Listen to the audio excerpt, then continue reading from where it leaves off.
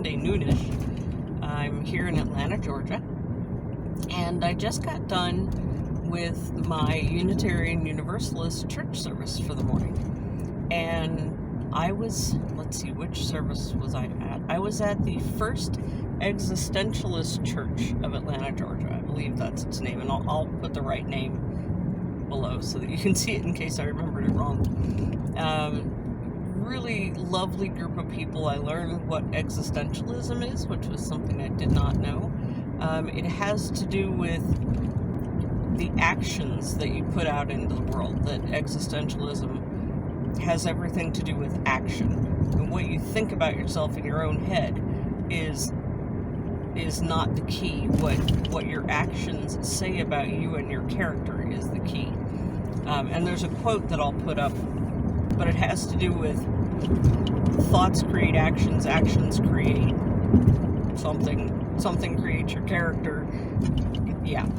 Anyway, it's important, and I'll put it up in its entirety so that you can see it. The service today, though, was all about friendship and how those friendships connect us, and how how our friendships are key to our health, our well-being, our spiritual growth, our connection to one another. And somewhere there's a saying that this was a phrase that the pastor said today, that we can maintain 105 friendships. I'm like, dude. And then she went on to say, and it takes about 200 hours per friendship. I'm like, who has the time for 105? But that said, I mean, part of what I want to do on this journey that I'm on is to connect with people that I've known for years in the Filk community in particular, but I've never really spent any time with. Like, we all go to the same conventions, and we hear each other, and we see each other, and we hug each other, and we have a good time, but I don't know a lot of them. I mean, I know them in passing, I know their name, I know their LJ handle, but I just don't, or haven't spent time with them. Like, I know Dave a little bit, because I went out and spent time at his house. We hung out for like a weekend, and it was great. And I'm hoping to catch up with him again out in Wyoming. I know Jim in Ohio because we've hung out. We've gone to hockey games. Of course, I know Mark the Sound Guy and Roberta the Reg Girl because, good friends, we hung out a lot. But I'm hoping to catch up with some people here in Atlanta, but I'm really hopeful that I'll get to see these people and get to know them. Like, I've known Matt online forever, but I don't think we've ever sat down with one another and had a conversation. And I feel that part of what's missing in our modern society are those interpersonal connections, are those, face-to-face conversations. Email and LiveJournal and Facebook are poor substitutions for that. LiveJournal did it better because it was a longer form. Facebook is so quick and over, and there's so much noise. If you've ever heard of the signal-to-noise ratio, I mean, there's signal out there on Facebook land, but there's so much noise that, are you even going to pick up the signal? Whereas LiveJournal had a much higher signal ratio and much lower noise. I can't speak to what that wilderness is like now. It's owned by a different company, and everybody I knew and loved and cared about on it is not on it anymore. And so I want to reconnect with these people, reconnect with the ones I had a connection with, like Shannon, and connect maybe for the first time with people that I know in that space, but haven't really spent any time with in person. And it seems odd, I suppose, that I could have forged connections in Columbus, Ohio. Grow where you're planted, as it were. That's, I guess, just not been my style. I've always been more Entish and less tree-ish, for you Tolkien fans out there. So I always wanted to travel around and be friends with people everywhere. I love that my community, specifically my Filk community, but also my board game community and my LJ community, are all dispersed throughout predominantly the US, but also Canada. I mean, Fiverr, whose real name I don't remember, was somebody I knew from a furry mud, and he's a really cool person. Lived in Calgary, Alberta, Canada, and I would love to go meet this person in person. I would have to get any contact information for them and, you know, make it to Canada, but I mean, that's what it's all about. And that's what I think it should be all about. Anyway, so that was Unitarian Universalist service this morning, and it was one of two services that I attended. There was another service that I wanted to go to. The church is called Abundant Love, and how could you not want to go to a church called Abundant Love? So I zoomed into their service. They're not doing in-person services right now, you know, COVID. And, but anyway, I zoomed in long enough to discover that they are a Unitarian Universalist church rooted in African-American spirituality. And I thought that would be the coolest thing. I would have loved to have gone to their service in person, but what are you going to do? So next week, I will zoom in to them and let you guys know how that experience went. This particular church that I went to today, the First Existentialist Church, it was interesting because, like, if you're Unitarian, you know that we have the gray hymnal and we have the teal hymnal. This group has done two of their own hymnals that are neither of those books. So they have the white binders with those music, and then they have the pink book, and the white binders have like these bright neon colored front pages. And it was so interesting to me to be somewhere that's not steeped in the steel and the gray and the teal, that has their own set of music, and it was all songs that were familiar to me. So there was one whose tune I was a little off on, and so every other chair had a set of music books on it, and the chairs that didn't have music books on them had tambourines and maracas and all of these things to raise a joyful noise with, and I just love that. That's not how they phrased it, that's how I phrased it. And there was a musical interlude at one point, you know, when they passed the plate around, sign everywhere, a sign.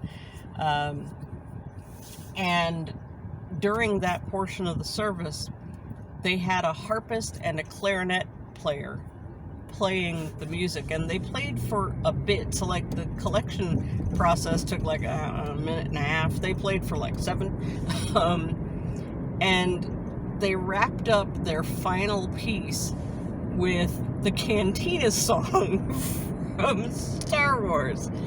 And I loved it. It was so cool to hear that played on harp and clarinet. And I'm telling you, if you've never set foot in a UU church, man, you are missing out. The Unitarian Universalist love is where it is at. So much fun. And the lady I heard speak today, Reverend Marty Keller, maybe. I'll put her name up as well. It's in my order of service from the day. She has been writing stories and poems, and so I'm going to go check her out. But right now, I am on my way. It's Sunday, and normally I try to take like Sunday, Monday, Tuesday off to get all these videos out there, but also to experience the area that I'm at. While I was driving around throughout the week, I found an Ethiopian restaurant in town. Now, this is only relevant because there was an Ethiopian restaurant in Columbus, Ohio for a long time, and I never went to it because as a child growing up, I was always told that I had to clean my plate because there were starving children in Ethiopia.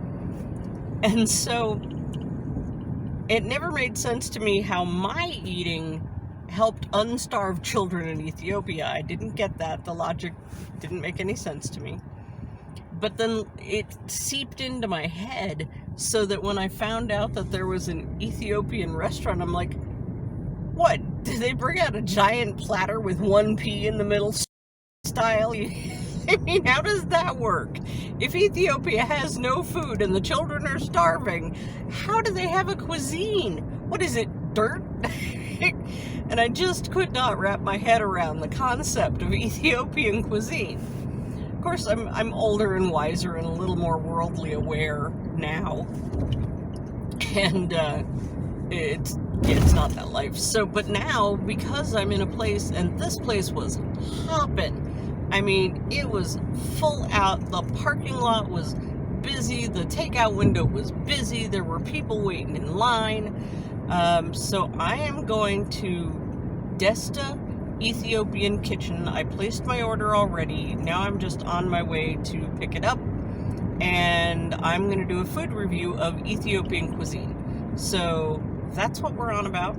We'll see if I can remember what everything's name is.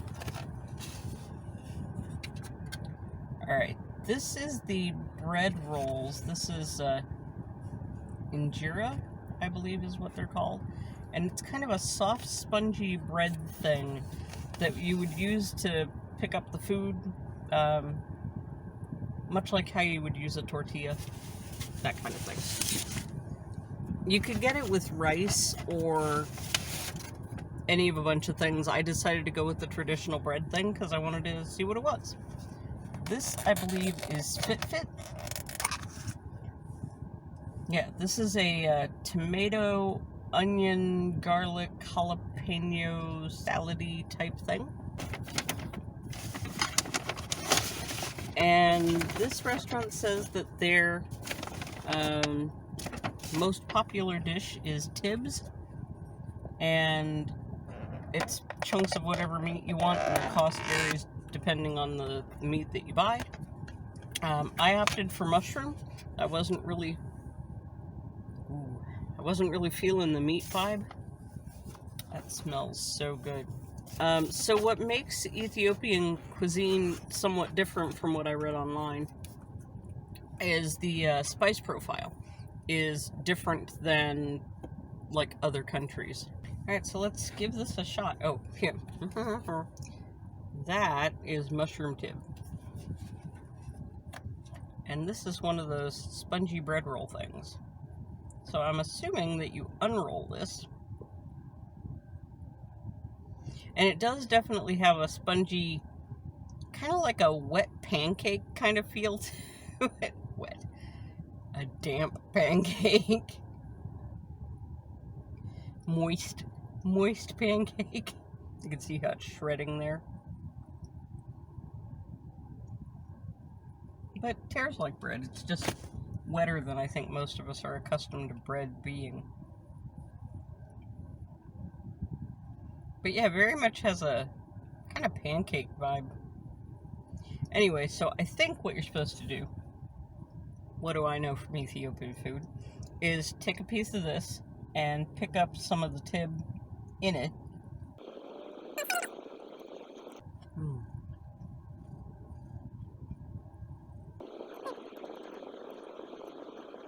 There's a little bit of heat to that.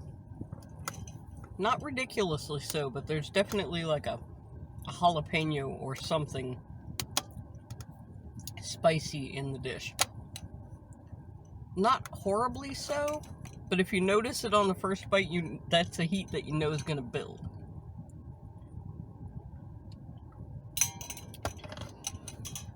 Also a good reason to eat it with something bread-like.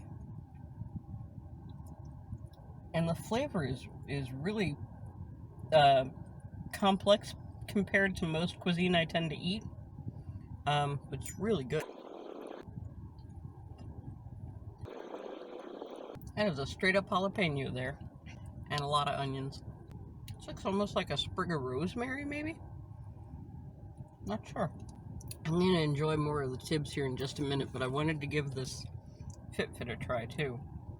Probably you're supposed to eat it with the bread also, but I'm going to use a fork. Imagine that.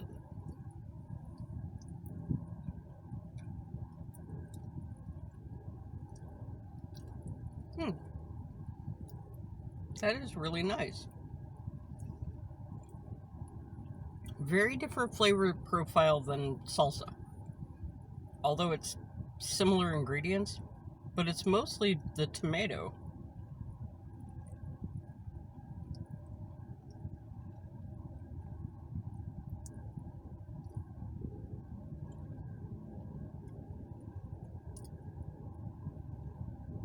I'm not entirely positive what the white stuff is. I thought it was garlic, but maybe it's onion? I'll have to look the ingredients up again, but most of the flavor I'm getting off of the Fitbit is tomato. And it's yummy.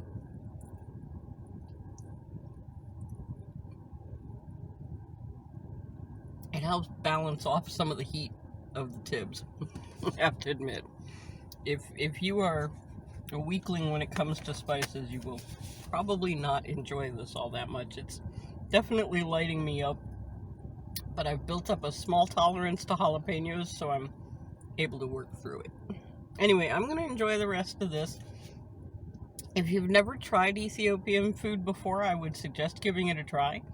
The bread substance, the texture's a little odd, but if you use it as a delivery device for the food, it's delicious. It fits right in with it, goes really well with it. If you like heat, definitely recommend Ethiopian food. They serve it mild. You can ask for 2 different hotter spices that are common to the region. Always and Mita. Either of those can light this up quite a lot. So even though I'm like, whew, because I have boiled New England dinner as my Scoville tolerance. But if you're all into the heat, I think you would really enjoy Ethiopian food. So definitely give it a try. Imagine if this were steak or lamb or salmon, because they will do it with steak, lamb, or salmon. I asked for mushrooms because I was in the mood. I will see you all when I'm done eating this. Alright, people. Well, my lips are burning, my mouth is on fire, my stomach's starting to hurt. Like, it was a lot of food. So, if people in Ethiopia are eating that cuisine on the regular, they're not starving. Just saying. It's hot, though. So if you, like me, have no Scoville tolerance whatsoever, and mine's not none, it's at about jalapeno, which is pretty low on the Scoville. I would call this a hot jalapeno. I'm gonna be having problems, but that's okay. I have Pepsid AC for just such an emergency. They are not a sponsor. Just letting you know that that is my go-to if I'm about to die internally. And that is definitely how I am feeling after the Ethiopian food. So, note to me, I should probably avoid this cuisine going forward because it's a little spicier than I think I should be dealing with. But I will recommend it to people. The flavors were delicious. The spice profile is nice and complex, so you get several layers of flavor within each dish. Yeah, I definitely wish I had a mango lassi right now. Not the correct region, but it would help. I'm glad I tried it. And yeah, it was definitely worth the experience. So if you find yourself in the Atlanta area and you really like hot food, Desta, I'll put the logo up, Desta Ethiopian Kitchen. Very delicious and reasonably priced, especially for the amount of food that you do get.